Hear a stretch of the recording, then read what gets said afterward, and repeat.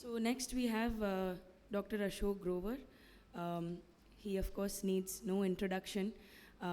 He's going to talk about eyelid reconstruction and cover each and every type of eyelid reconstruction. Thank you, Rituja. Thanks for this wonderful course, and it's a privilege to be working together. She's an excellent surgeon and an excellent human being. So, eyelid defect management, we'll talk about indications, principles, evaluation, management of non-marginal defects, full thickness defects, flaps and plasties, Aman has covered well, and canthus reconstructions. So the acquired eyelid defects may be because of this, most commonly because of the surgical resection of eyelid tumors, but we also see them. We also see them following trauma or following previous complicated surgeries. We used to see them often after entropion corrections, multiple entropion corrections early. So what is to be remembered is that eyelid is constituted by principally two lamina, the anterior and the posterior.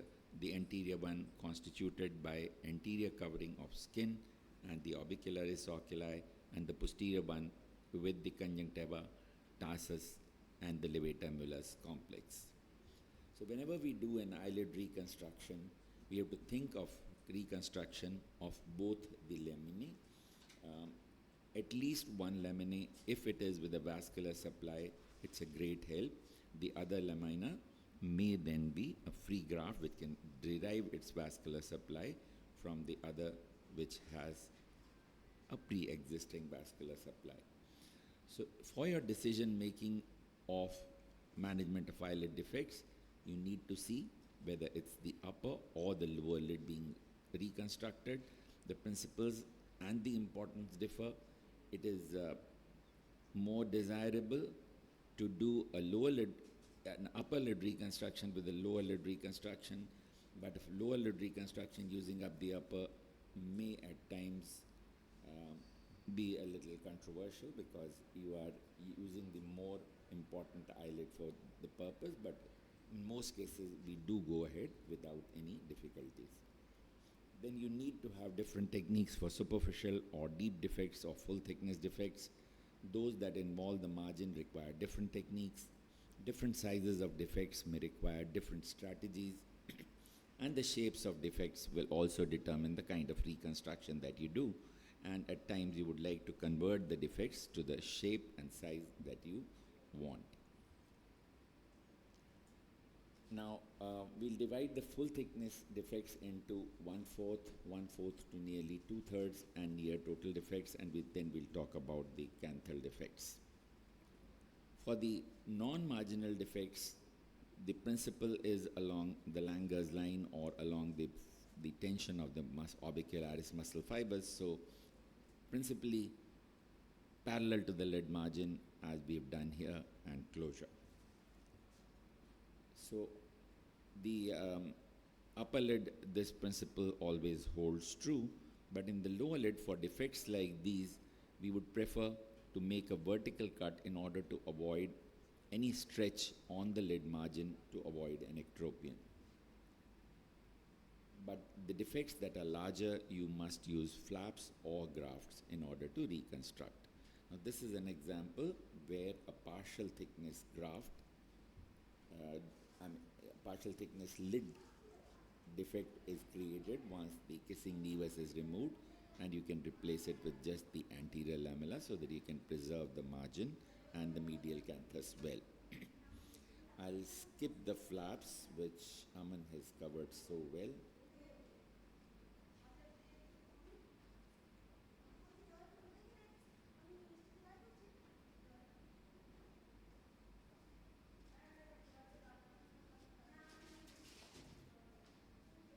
So let's go on to the full thickness eyelid margin defects.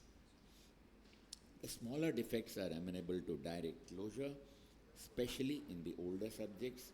and particularly when they are combined with the lateral canthotomy and opening up of the attachment of the eyelid to the lateral orbital margin through the canthal ligaments. If cantholysis is also combined, you can go ahead and probably do a 30 to 40% closure.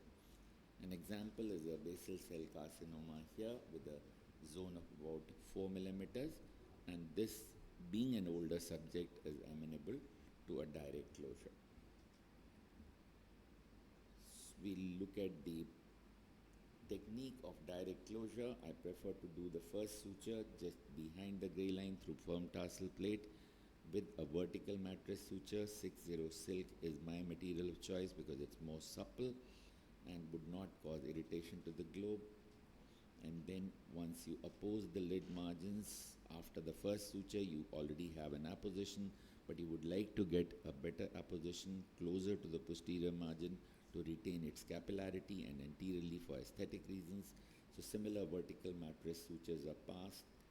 The first bite being about 3 millimeters away from the cut edge, 3 millimeters depth, and the second return bite 1 millimeter from the cut edge and 1 millimeter depth.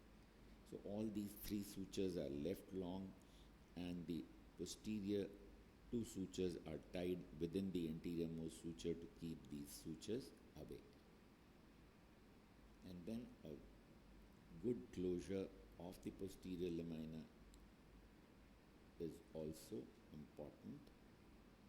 So we take partial thickness tarsal bites with a 5-0 Weichel suture. 2 or 3 sutures would oppose it well, and then the skin closure may require a bit of removal of dog's ear to get a good apposition, and closure is carried out with everting sutures. So the defects that are larger may require other techniques both for anterior and posterior lamina. So skin flaps such as Trippier's or Freaks, which were spoken about by Aman. Tenzel's lateral semicircular flap, which we'll talk about, and lid sharing techniques are often used.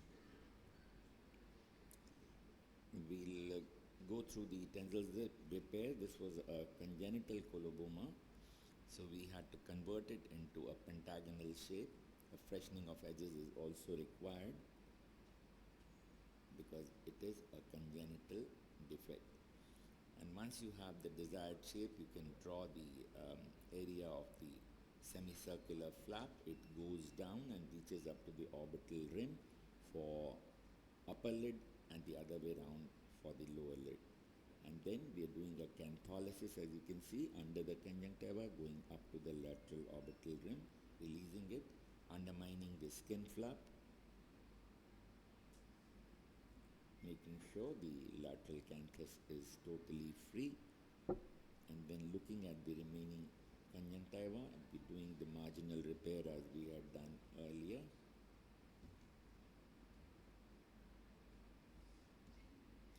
And then, of course, the skin closure.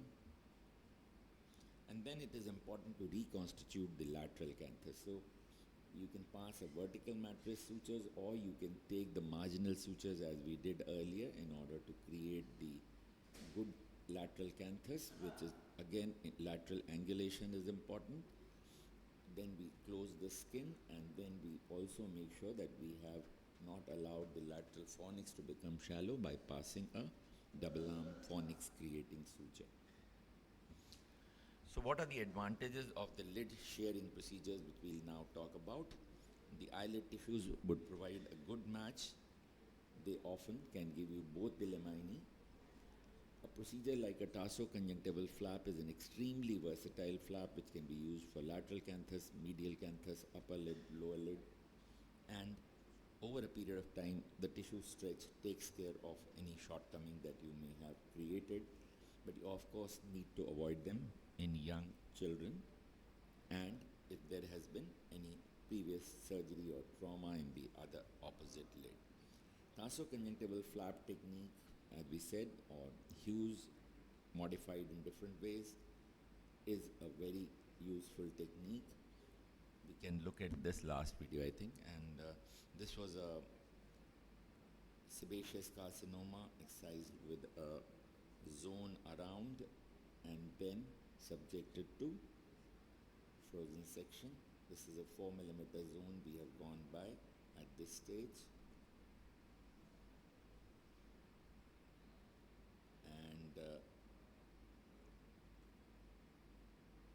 this is the defect, and the frozen section did show some involvement, so we sent in another one and waited for the report, and then we went ahead with the repair. Here we are taking a tarsoconjunctival flap from the lower lid, leaving the 3 to 4 millimeter zone near the margin to retain the intact vascular supply, and then we go ahead and repair the posterior lamina completely by suturing with a 5/0 vicryl, and then anchoring the flap on either side.